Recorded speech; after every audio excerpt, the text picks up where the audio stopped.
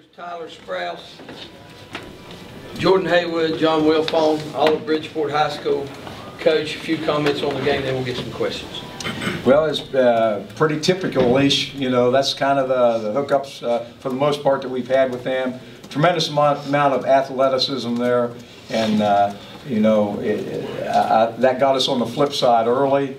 And second half, we knew we had to get some areas shored up a little bit. I thought we did a much better job off the glass, but at the same time, they got some critical offensive things in there that kind of hurt us a little bit.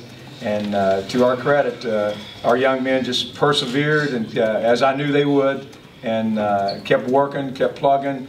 We got it down to where it was manageable, and then we got it down to where it maybe was a little more than manageable. I mean, you get down to a one-possession game coming from where we were, says about a lot about the type of young men that we're dealing with. I just can't be any more proud of them.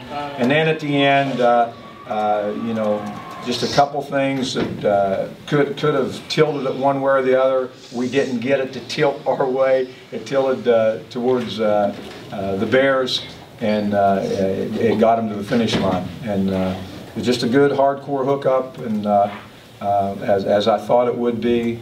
And like I say, it was just a pleasure to be involved in that type of.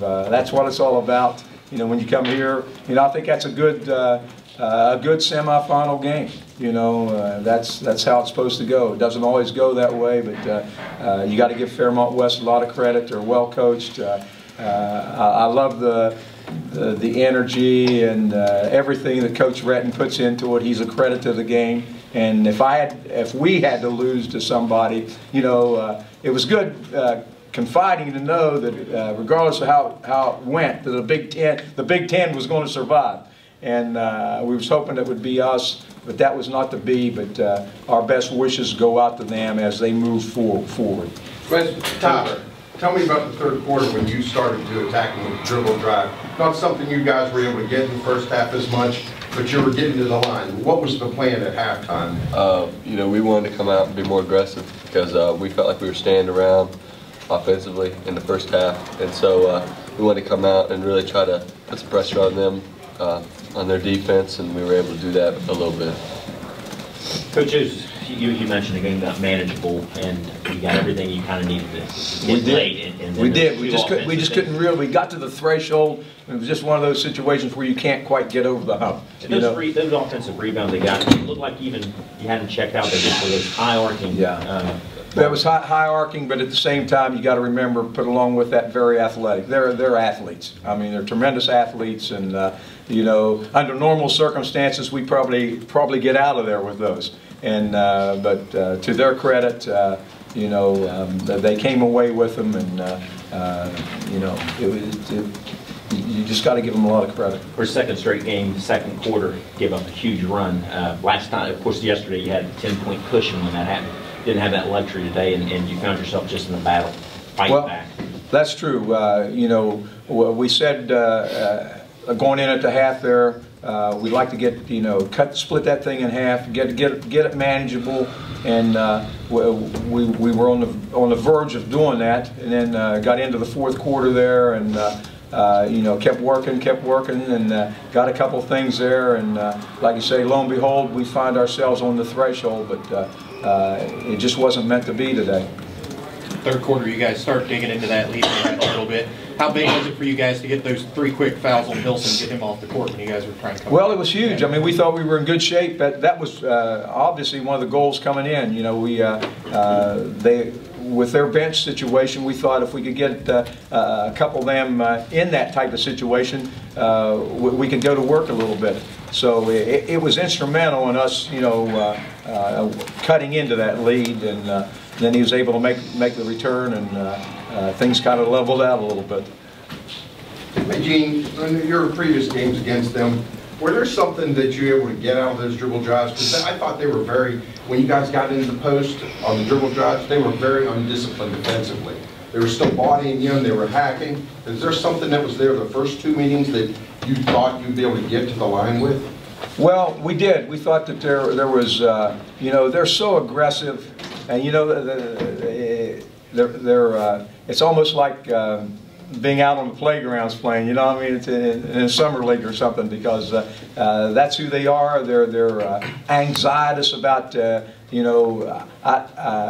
getting out and running with the ball. And when you run into an outfit like that, they chase the ball and trap the ball, and anytime that happens, it's going to create opportunities for you, gaps and situations. And we thought there were some areas of exploitability there. And we had a couple in there that I thought if we could have finished, we got in there, would have made a difference. But I can't fault our guys. I mean, one of the keys coming in, we just like you're saying, we wanted to try to exploit that if we could for a couple of reasons. One, to get to the hoop, to show some element of aggression, but at the same time, we thought they might be just a little bit undisciplined from the standpoint of committing fouls, and we just didn't quite get enough of that. John, you seem to be one of those people, following on that question, that took it inside and took an aggressive approach to the game. Did you see something different, or was you ready for that coming into that due to the previous two outings? Yeah, I was ready for that too. I mean, Jordan and Tyler, they get the ball up the court fast, and we just have to keep on trying to take it in because they're big men. We needed to get them in foul trouble because if their big men came out, their bench wasn't as deep as most teams. So we wanted to get them in foul trouble so we can maybe pull the game out. Gene, you talked about being a real exciting game with a semifinal. Could be, I don't know if you look at the stat sheet, realized how what Fairmont Senior did, 20 assists, just 5 turnovers the whole game. You really couldn't pressure them and really get the ball. No, that's the thing about us. As wild as they were, they kept it, Yeah, they're amazing to watch, really, because like you say, they get wild and crazy, but at the same time, there's some methodology about it. Believe it. I mean, they have that enough seniorism, enough veteranism, that even though sometimes it looks a little scrambly out there, that's who they are. That's who they are. And in the midst of that scramblization, they're going to come up with 4 or 5 buckets there that that really hurt you. So you look at them and you say that, but there's more method to that than you possibly think there is, because that's and they're saying we like to extend the court too, and like you said, and create things for ourselves, and they don't allow you to do that really as much as we'd like to do it, to their credit. And you look, like you say, at their assist thing. They feed off of one another. They do a tremendous job of helping one another, and they don't care who gets it, or as long as they get it done. And so I wish them the best as they move forward. Jordan, when you guys got down by about 15 in the second quarter, you seemed to be looking for your shot, and you came through a couple of times. Did you realize at that point that you kind of needed to step up and kind of rally the team back? Yeah. Striking distance. I got a feel for things. Started getting on the roll, kept shooting, and kept falling. So kept shooting. It's a tedious process there. You get in a hole.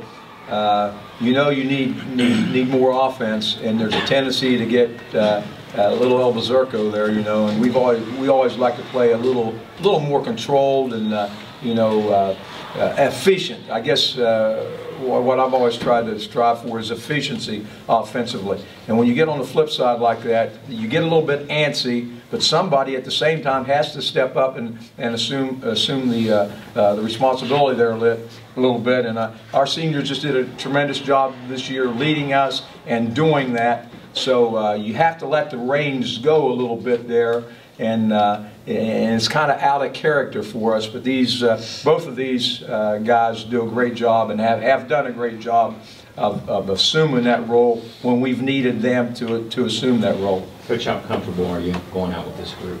Oh, I just told them I couldn't be prouder of any group that I've been associated with. That includes the state championship team, although I was pretty proud of them.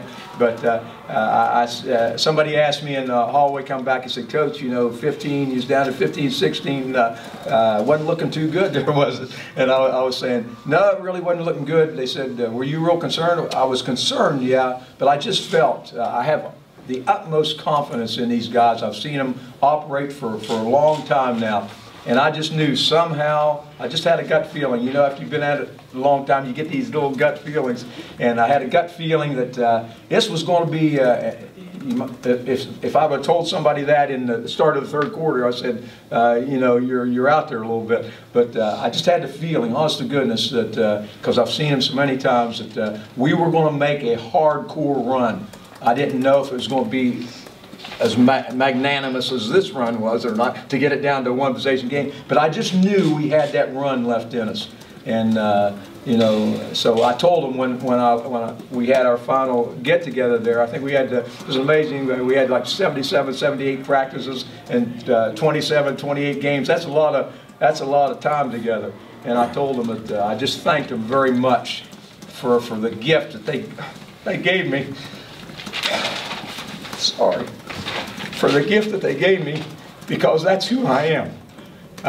I've had a tremendous love affair with this game since I was a little dyke.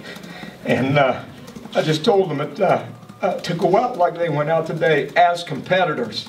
And that's what I've always tried to do. You know, we might not be the fastest, the biggest, or whatever. That never made any difference. You know, I just wanted for them to show their love of the game and to go out as competitors. You know, I told them, I don't know if I should share everything with you, but I told him pre-game, I said, you know, I've never asked the Lord, good Lord, and he's been good to me, too good to me, this old sinner. But I said, Lord, I've never said, Lord, help me win this game or help me win that game. But I have said, Lord, help me be a good competitor. And I think we competed pretty hard down here.